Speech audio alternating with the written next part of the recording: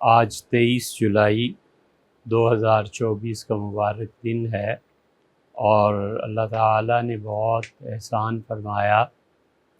ایک مدت سے ہمارے ذہن میں تھا کہ پبلشنگ ہونی چاہیے۔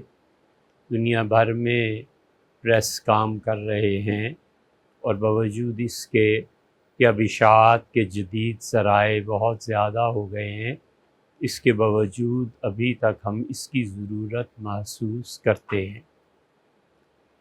اور بنیادی وجہ یہ ہے کہ نشر و اشاعت سے لوگوں کا ذہن بنتا ہے، اور تمام پڑھے لکھے لوگ اسے جانتے ہیں، اس کی تفصیل کی ضرورت نہیں ہے۔ پھر پریس ان لوگوں کو میسر ہو جو لوگ خدا کے دین کے لیے اور اخلاص کے ساتھ اس ملک کے لیے کام کرتے ہیں، یہ بہت ضروری ہے۔ یہ تاثر ہمارے ذہن میں پیدا ہوا جب 76 میں ہم نے سوشلزم کی تحریک کو پڑھا، اور کارل مارکس کو پڑھا، موسیٰ سے مارکس تک، ڈاکٹر سبط حسن کو پڑھا۔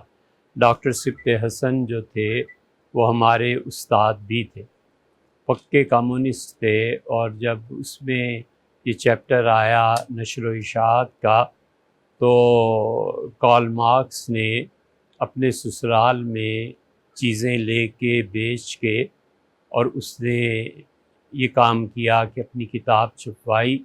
وہ کتاب جس نے دنیا میں ایک انقلاب برپا کیا، اور جس کے بارے میں علامہ اقبال نے وہ فکرہ اٹھایا جو کہ اصل میں مولانا روم کی مثنوی کے متعلق تھا، کہ لوگ مولانا روم کے متعلق کہتے تھے کہ نیست پیغمبر ولیکن در بغل دارت کتاب۔ مولانا روم پیغمبر نہیں ہے، لیکن اس کے باوجود ان کے پاس ایک کتاب ہے۔ تو مولانا روم کی اس کتاب نے، مثنوی نے، دنیا میں انقلاب برپا کر دیا۔ تو علامہ اقبال نے جب مارکس پہ لکھا، شاعری کی، تو انہوں نے اس مصرعے کو وہاں استعمال کیا۔ تو مارکس کے حالات میں بھی آتا ہے کہ اسے پریس کی شدید ضرورت تھی، چنانچہ پریس جب ایجاد ہوا اور لگا، تو انڈیا میں پادریوں نے سب سے پہلے پریس کو گوا جو اسٹیٹ ہے وہاں پہ لگایا، اور اس پہ تورات چھاپی۔ اس وقت کے حکمرانوں کو جب دکھایا گیا تو ان کی نگاہیں عادی تھیں، وہ ایران اور ہندوستان میں نئے سے جو کچھ لکھا جاتا تھا قلم سے، اور وہ خوبصورت وصلیاں اور بہت شاندار تحریریں یونائٹڈ نیشنز میں اب تک دیکھی جا سکتی ہیں۔ اور اس زمانے میں اس کے مقابلے میں جو پریس آیا، وہ چھوٹے چھوٹے لوہے کے ٹکڑے تھے، انہیں رکھ کے، پتھر کے ٹکڑے تھے، انہیں رکھ کے تو پرنٹ کیا جاتا تھا۔ مثلاً گاف لکھنا ہے تو درمیان میں اسے توڑ کے گاف میں دو کش جو ہیں وہ ایک طرف اور باقی حصہ ایک طرف، یوں اس طرح کا ہوتا تھا۔ تو اس سے ہمیں پھر امام ابو یوسف رحمۃ اللہ علیہ یاد آئے، اور امام ابو یوسف رحمۃ اللہ علیہ کو امام ابو حنیفہ رحمۃ اللہ علیہ نے کہا تھا کہ فلاں کتاب جو پڑھنی ہے لے کے آنا۔ امام ابو یوسف رحمۃ اللہ علیہ فرماتے تھے کہ وہ کتاب میرے پاس نہیں تھی، تو میں رات لیٹا سوچ رہا تھا، تو سسرال میں تھا، میری نگاہ شاہ تیر پر پڑی، اور میں نے سوچا کہ اگر شاہ تیر بیچ دیا جائے کل، تو کتاب لے کے میں حضرت امام کے پاس چلا جاؤں گا۔ تو اگلے دن میں نے وہ شاہ تیر بیچا اور کتاب لے کے پہنچا۔ امام بڑے خوش، اور امام ابو حنیفہ رحمۃ اللہ پڑھانے کو تیار۔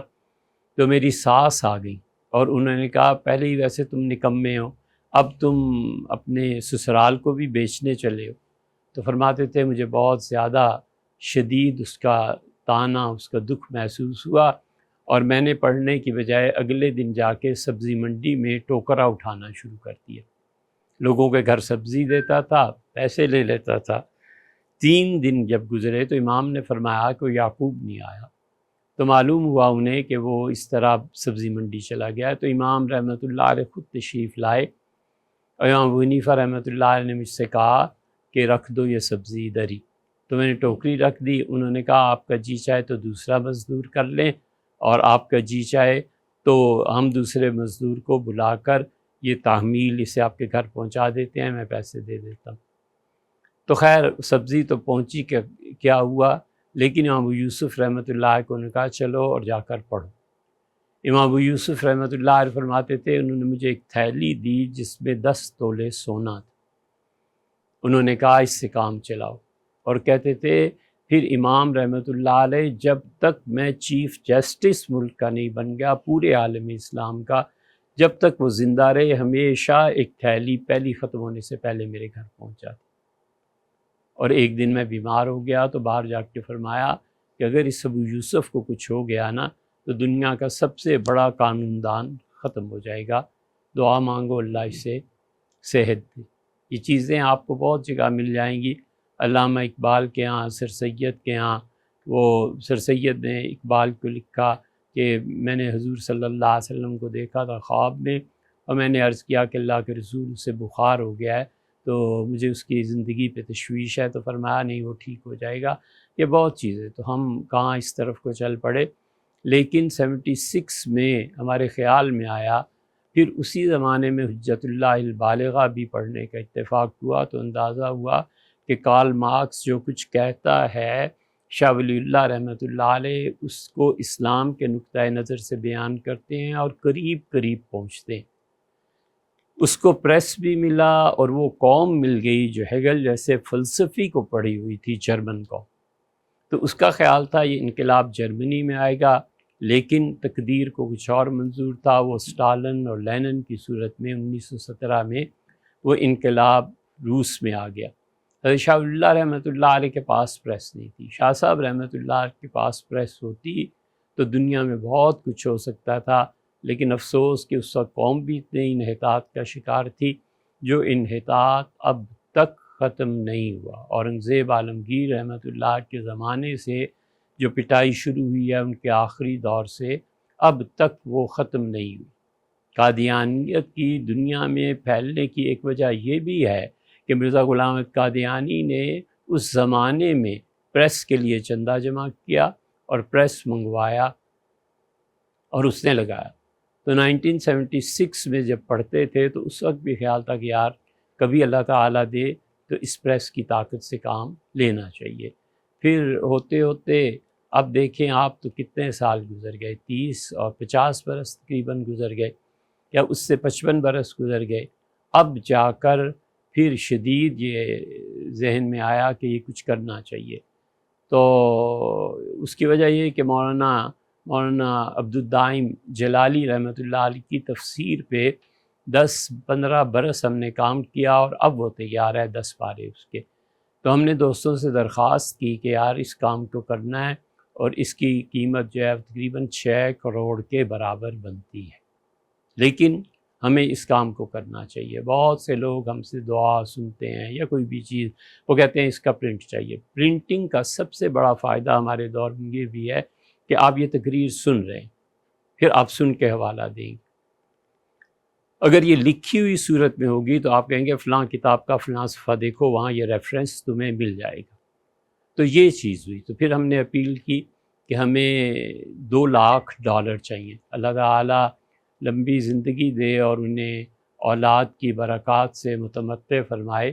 راحیل نے امریکہ میں یہ سنا اور اس نے کہا $25,000 میں بھیج رہا ہوں۔ پھر ان کی ساس صاحبہ جو ہیں وہ تو خیر شہزادی ہیں، اور اللہ تعالیٰ نے ان کے آباء و اجداد سے رامپور میں بہت کام لیا، یہ سارا شہزادوں کا خاندان ہے۔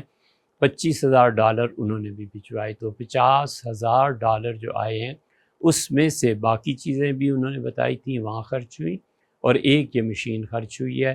اس مشین کو جو لائے ہیں یا جو دے رہے ہیں، یہ آپ سے ابھی بات کرتے ہیں جمشید صاحب ہمارے برابر میں کھڑے ہیں۔ تو آج اس مشین کا افتتاح کرنے کے لیے ہم نے سارے دوستوں کو زحمت دی کہ انشاءاللہ وہ خوش بھی ہوں گے، اور اس سے بھی خوش ہوں گے کہ دینی حلقوں میں، اس ملک کے حلقوں میں ایک پازیٹیو کام ہے، اس کا اضافہ ہو رہا ہے۔ تو انہوں نے وہ پیسے بھیجے اس مقصد کے لیے تھے۔ تو پتہ چلا یہ ساری تحقیق کر کے جو ہم نے $2 لاکھ کا کہا تھا، اس سے پہلے پورا کام کر لیا تھا کہ 6 مشینیں چاہیے۔ مثلا اس کے بعد فولڈنگ کی مشین ہے کہ پیپر ڈال دیا، پرنٹ نکل آیا، اب اس کو فولڈ کرنے کی مشین ہے، پھر ایک مشین چاہیے جو اس کو سی دے، پھر ایک مشین ہمیں چاہیے جو اس کے کونے گول کر دے، تاکہ کوئی بھی آدمی اگر جلد میں نزاکت ہے اسے چھوئے گا تو کئی مرتبہ خون نکل آتا ہے، اس سے زخمی ہو جاتے ہیں ہاتھ، اس سے بچنے کے لیے ایک مشین چاہیے جو ٹائٹل پرنٹنگ کرے گی، ایک مشین چاہیے جو اس کی جلد بندی کا کام کرے، چھٹی مشین یہ ہے۔ تو یہ 6 مشینیں چاہیے ابھی بھی، اور ان کے لیے پیسے درکار ہیں۔ تو میں نے جو دوستوں سے درخواست کی تھی، انہوں نے جب پیسے بھیجے تو میں فوراً جمشید صاحب کے پاس حاضر ہوں کہ جمشید صاحب پیسے لیں اور ہم کسی طرح اس کام کا آغاز کریں۔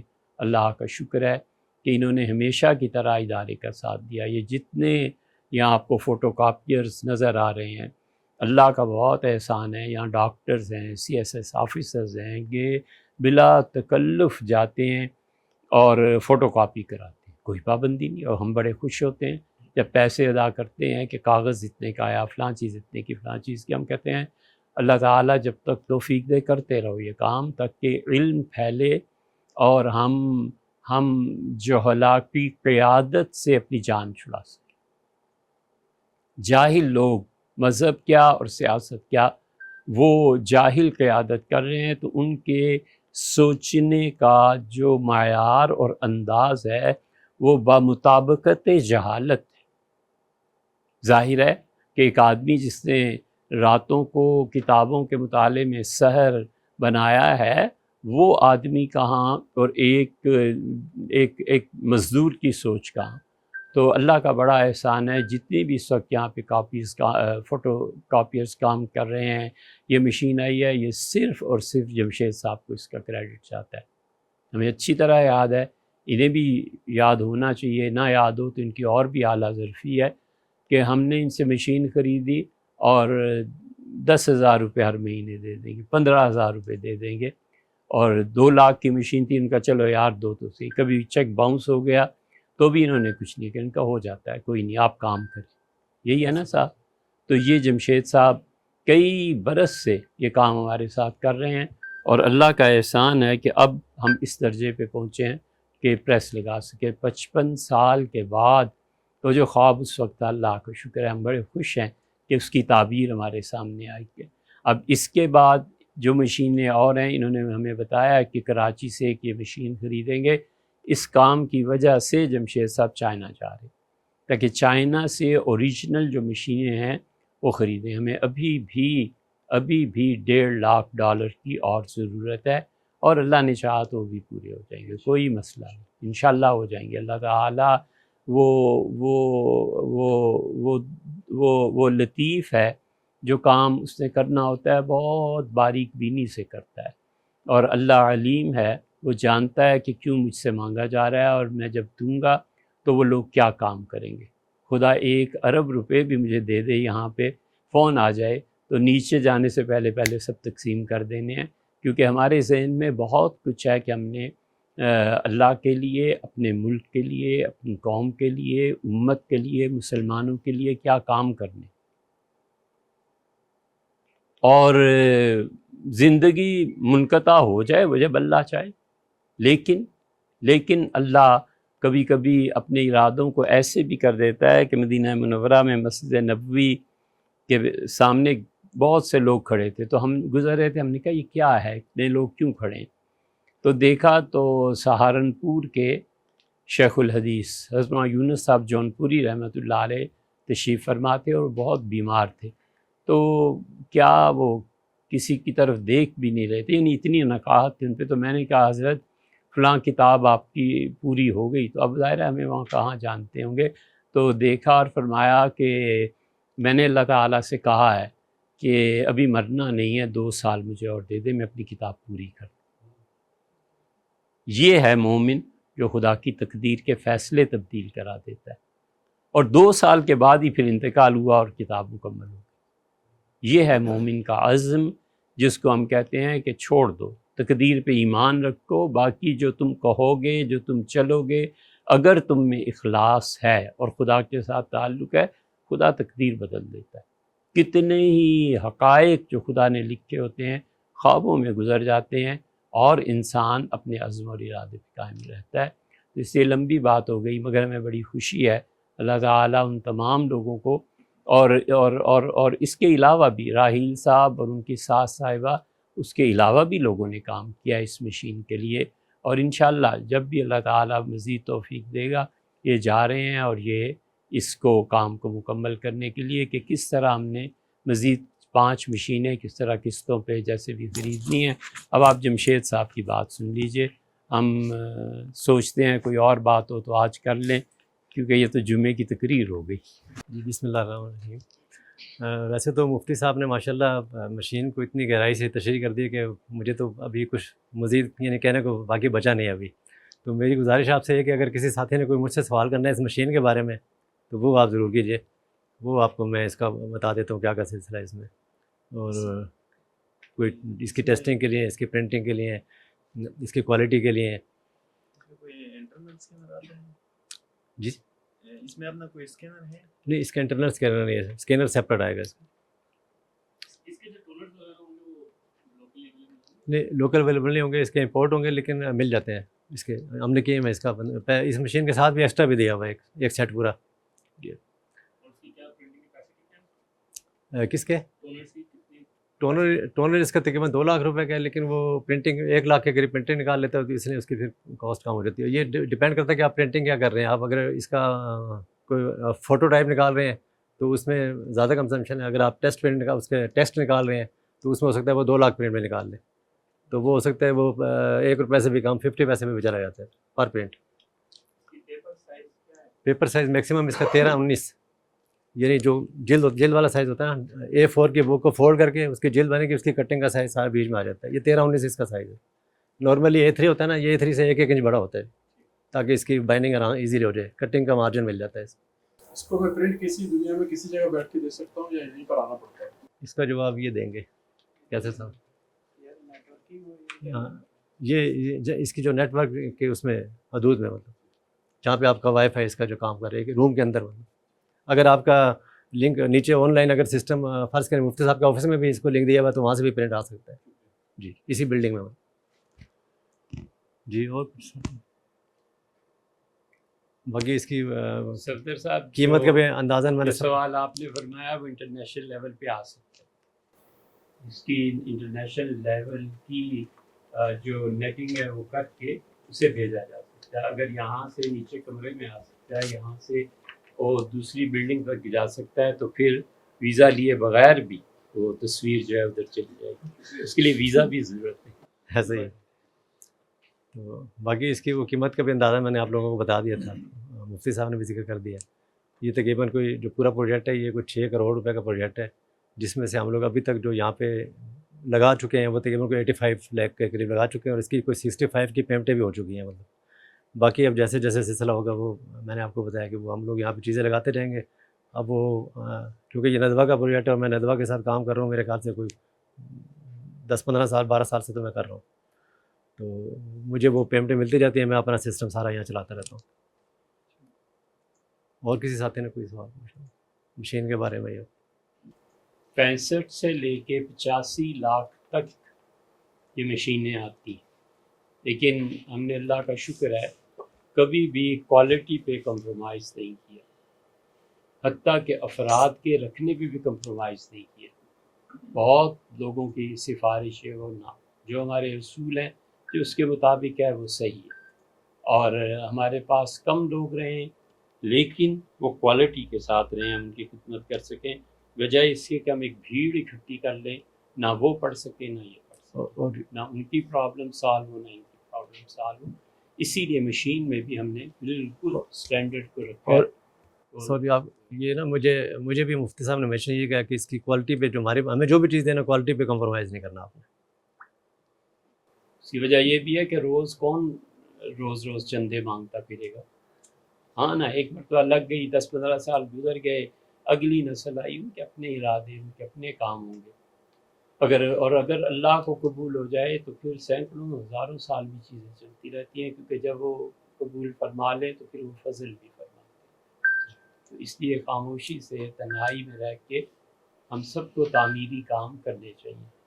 اس سے ختم کرتے ہیں۔ مجھے ایک بات یاد آ گئی مجھے بات یہ یاد آ گئی کہ حضرت شاہ ولی اللہ رحمۃ اللہ علیہ کے بھائی تھے شاہ اللہ،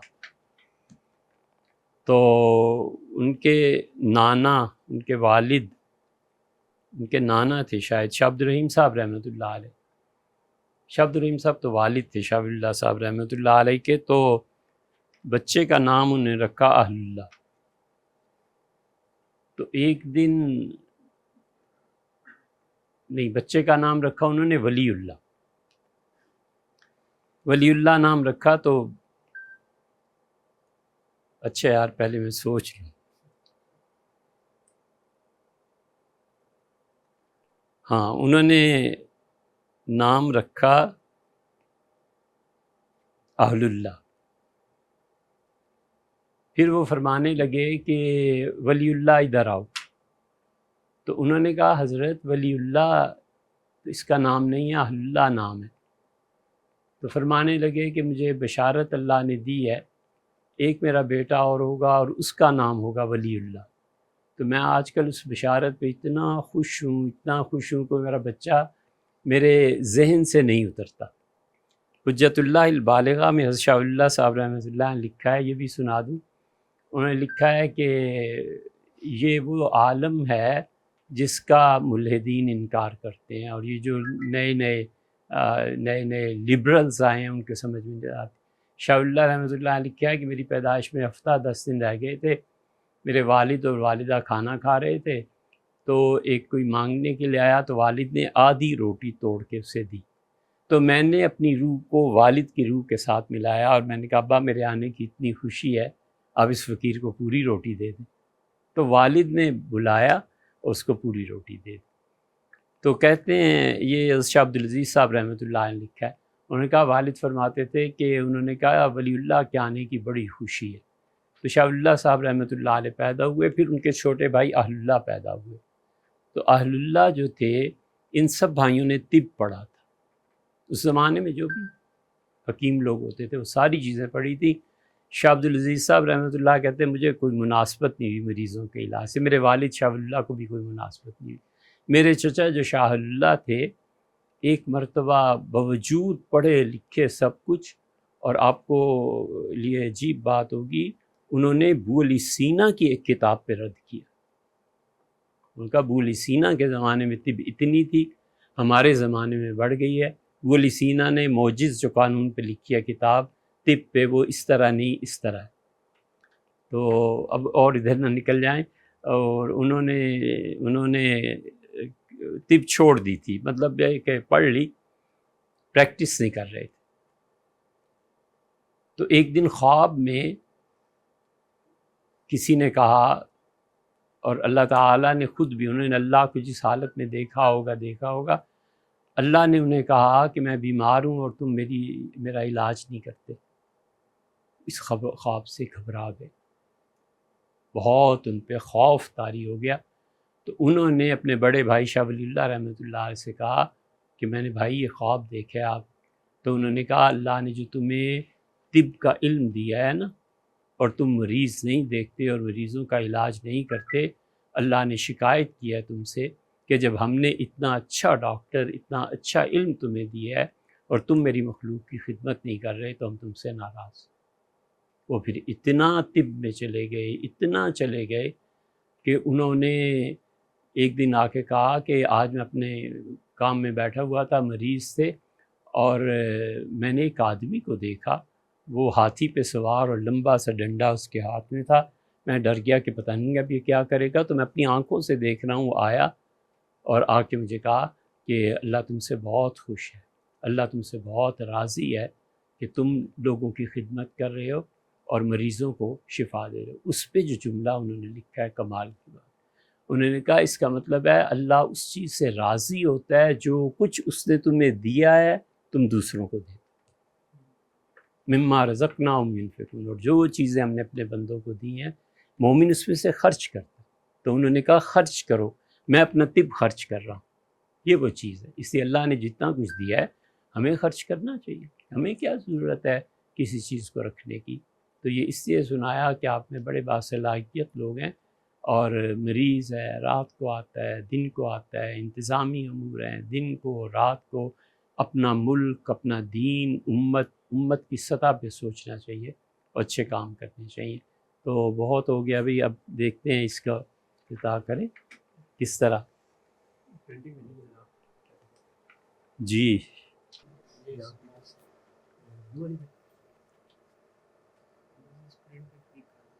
بس یہاں کر دوں،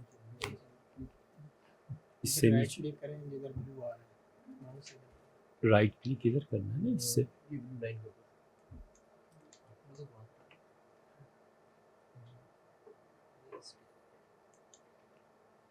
جی سمجھ۔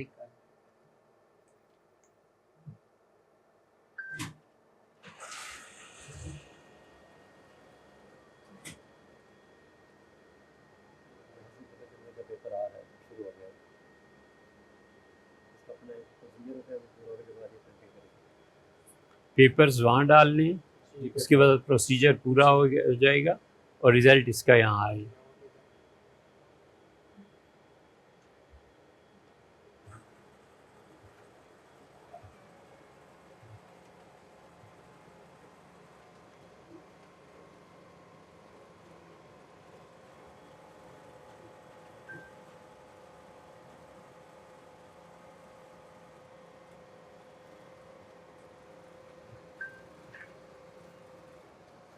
ماشاءاللہ یہ اس کا صفحہ پرنٹ ہو کے آیا ہے اور اس پہ لکھا ہے where leaders learn among leaders.